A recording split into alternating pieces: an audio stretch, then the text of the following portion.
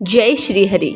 हम सब जानते हैं कि जीवन में प्रत्येक मनुष्य सुख, शांति और समृद्धि की कामना करता है, लेकिन कोई सौभाग्यशाली मनुष्य ही ये समझ पाता है कि वास्तविक सुख भगवान की भक्तिमय सेवा में ही सन्निहित रहना है। वैशाख मास हमें ऐसा अनुभव कराता है कि ये एक सुंदर अवसर प्रदान करता है जिससे हम भक्ति को ही अपने जीवन का वास्तविक आधार बना सके।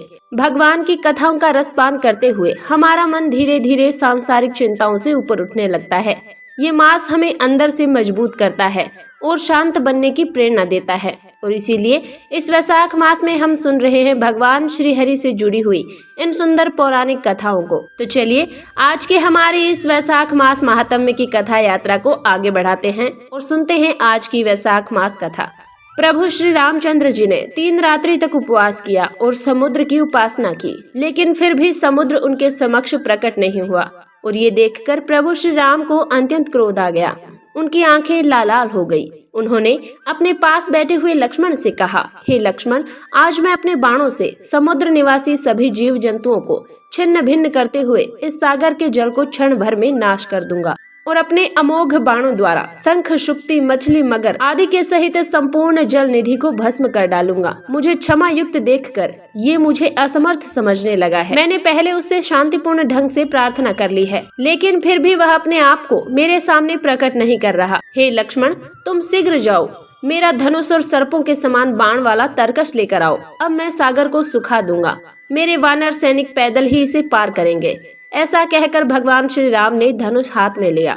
वे उस समय त्रिपुर विनाशक शिवजी की भांति दुधुर्ष प्रतीत हो रहे थे।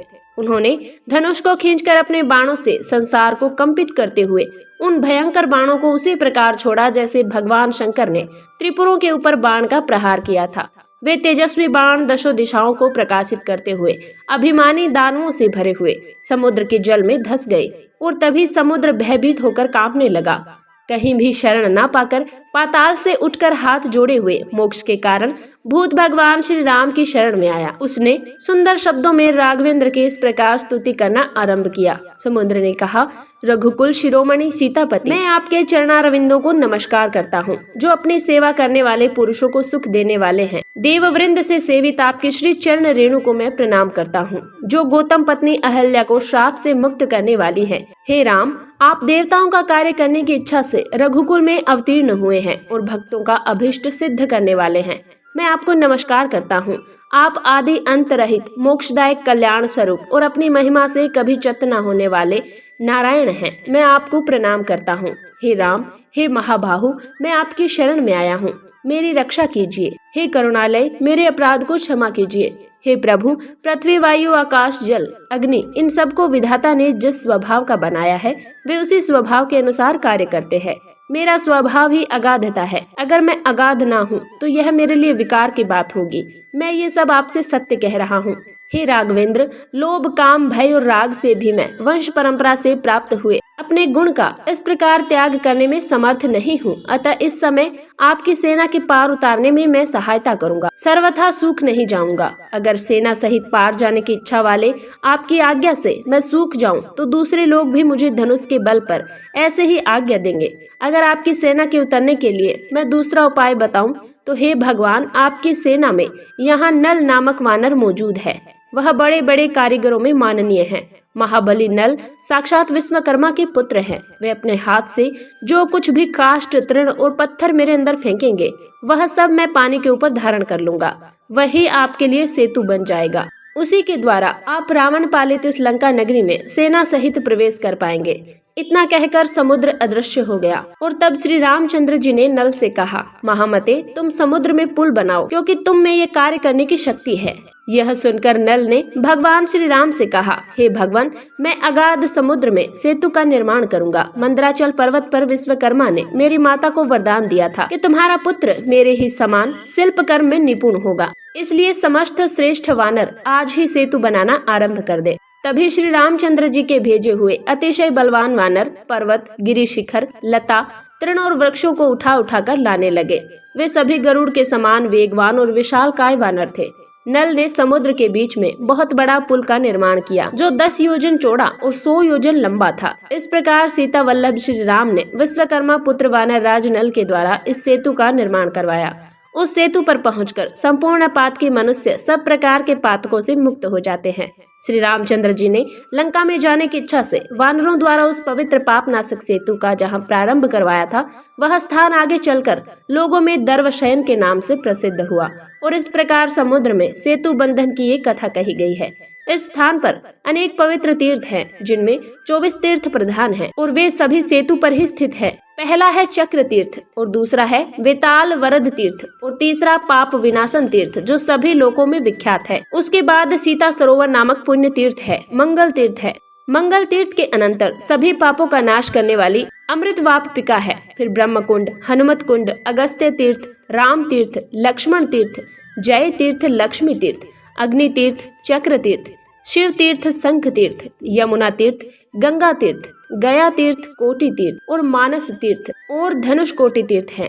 हे ऋषियों, यह सेतु के मध्य में स्थित प्रधान तीर्थ बताए गए हैं, जो सभी पापों का अपहरण करने वाले हैं। जो भी मनुष्य भक्ति भाव से और श्रद्धा पूर्वक इस प्रसंग को पढ़ता है या सुनता है, वह अनंत विजय प्राप्त करता है और परलोक में भी उसे पुनर्जन्म का कलेश दोबारा नहीं उठाना पड़ता। तो ये थी आज के वैशाख महात्म्य की सुंदर पौराणिक कथा। हमें आशा है कि इस कथा को सुनकर आप अपने वैशाख मास पालन की कर्तव्य निष्ठा में और भी दृढ़ बनेंगे।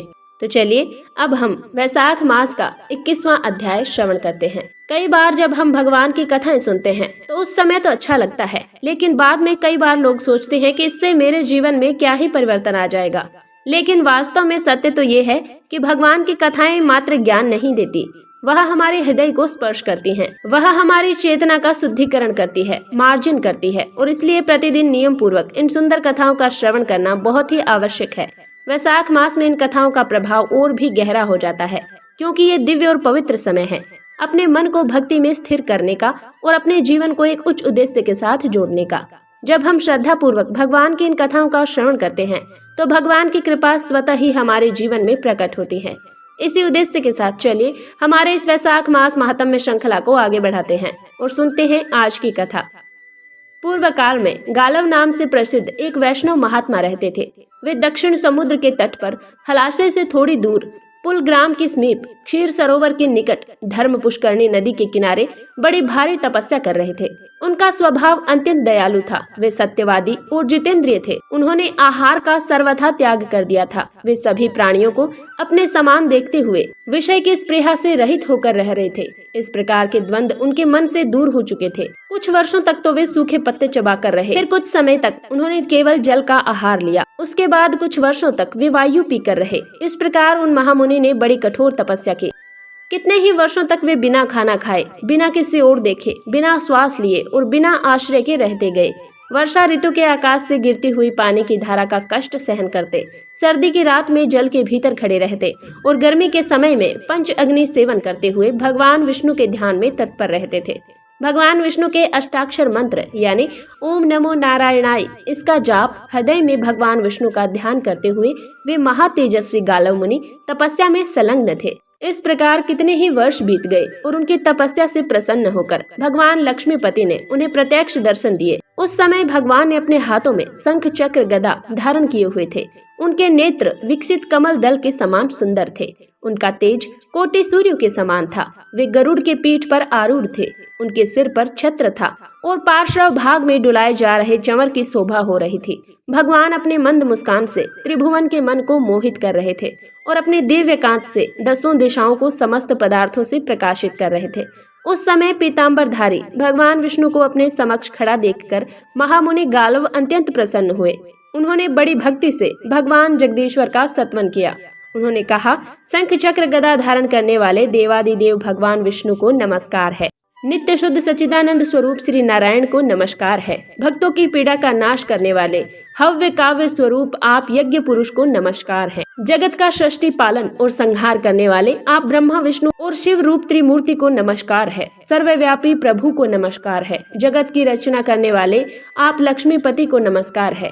सूर्य और चंद्रमा रूपी नेत्रों वाले आप भगवान को नमस्कार है। ब्रह्मा आदि देवताओं से वंदित आप भगवान विष्णु को नमस्कार है। वैकुंठ धाम में जिनका निवास है, जो ब्रह्मा जी के पिता हैं, भक्तजनों के दुखों का नाश करने वाले हैं, उन अमित पराक्रमी भगवान नारायण को नमस्कार है। शेष नाग की सैया पर शयन करने वाले आप भगवान नारायण को बारंबार नमस्कार है। इस प्रकार महात्मा गालव द्वारा की गई स्तुति से भगवान प्रसन्न हो गए। उन्होंने चारों हाथों से खींचकर गालव मुनि को अपने छाती से लगा लिया और उनसे प्रेम पूर्वक कहा, हे गालव, मैं तुम्हारी तपस्या और स्तुति से अत्यंत संतुष्ट हूँ। तुम्हें वर देने के लिए आया हूँ। मांगो, जो भी चाहिए मांग सकते हो। ये सुनकर गालव मुनि ने कहा, हे नारायण, रमानाथ, पीताम्बर जनार्दन, मैं आपके दर्शन मात्र से ही सर्वाधिक कृतार्थ हो गया हूँ। इससे अधिक दूसरा और वर क्या हो सकता है।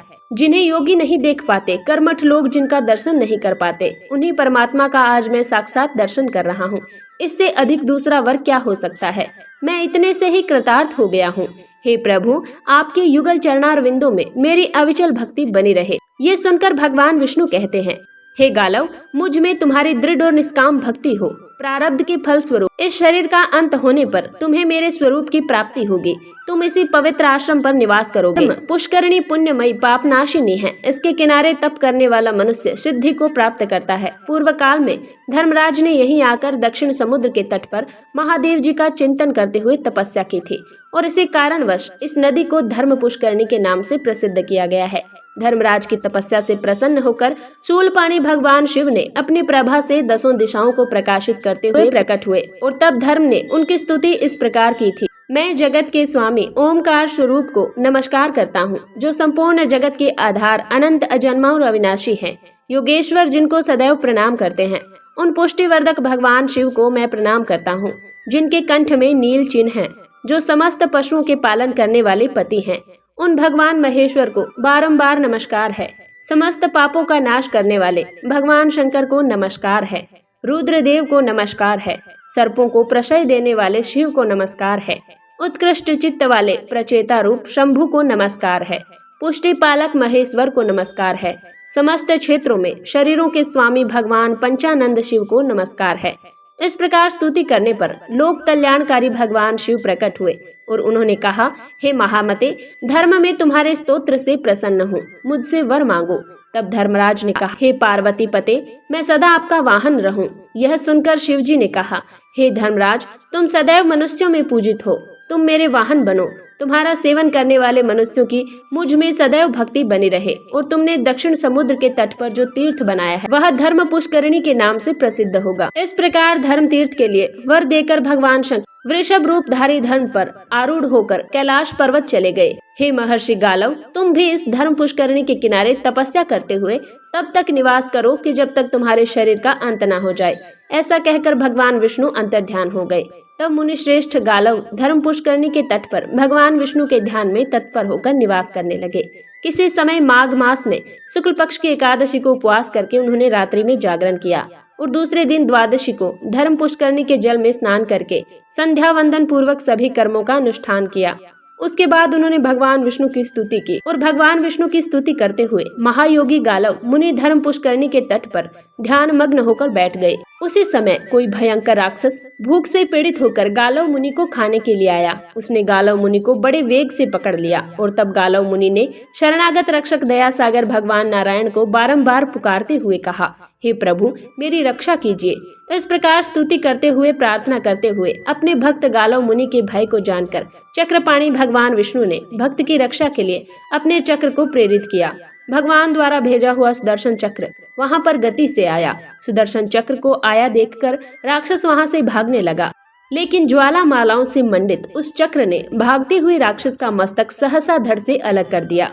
और फिर गालव जी ने सुदर्शन चक्र की स्तुति करते हुए कहा, हे संपूर्ण विश्व की रक्षा का व्रत लेने वाले चक्र, तुम्हें नमस्कार है। भगवान नारायण के कमलों को विभूषित करने वाले तुम सुदर्शन को नमस्कार है।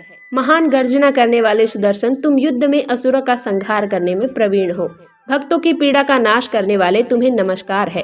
हे सुदर्शन, तुम सदैव मुक्ति की इच्छा रखने वाले, जगत के हित के लिए इस तीर्थ में निवास करो। महर्षि गालव के द्वारा ऐसा कहने पर भगवान विष्णु के उस चक्र ने अपने सौहार्द से उन्हें प्रसन्न करते हुए कहा, हे गालव जी, ये महापुण्यमयी है और परम उत्तम धर्म तीर्थ है। मैं इसमें संपूर्ण लोगों के हित हेतु सदा निवास करूंगा। आप सदैव भगवान विष्णु के भक्त बने रहेंगे। मेरे निवास से ये धर्म पुष्करणी अब चक्र तीर्थ के नाम से प्रसिद्ध होगी। जो भी मनुष्य इस मुक्तिदायक चक्र तीर्थ में निवास करेंगे, उनके कुल में उत्पन्न हुए सभी पुरुष पाप रहित होकर भगवान विष्णु के परम धाम में जाएंगे। हे गालव, जो लोग यहाँ पितरों के लिए पिंडदान करेंगे वे स्वर्ग में जाएंगे और उनके पितर भी यहाँ तृप्त हो जाते हैं। इस प्रकार कहकर भगवान विष्णु का वो चक्र गालव मुनि को देखते उस पापनाशिनी धर्म पुष्करणी में समा गया और तभी से धर्म तीर्थ की चक्र तीर्थ के नाम से प्रसिद्धि हुई। जो भी मनुष्य धर्म तीर्थ उग्र समाधि योग में स्थित गालव मुनि और सुदर्शन चक्र का एक बार भी स्मरण कर लेता है वह कभी भी पाप का भागी नहीं बनता। तो ये थी इस वैशाख मास माहत्म्य में सुने जाने वाली पौराणिक कथा। आशा है आपको ये कथा अच्छी लगी होगी। इस वीडियो को लाइक करें, शेयर करें, चैनल को सब्सक्राइब करें। मिलते हैं वैशाख मास के 21वें अध्याय के साथ। जय श्री हरि।